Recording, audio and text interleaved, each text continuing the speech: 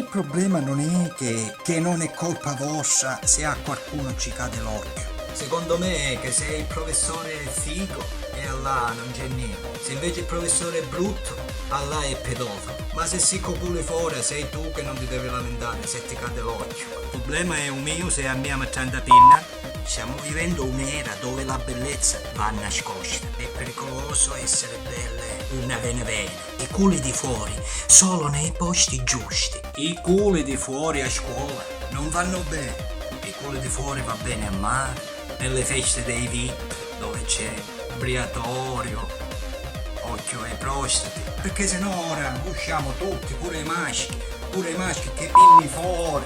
Però poi basta che non ti lamenti se poi ti offro caffè e mangiando la pinna. Non ti devi lamentarti.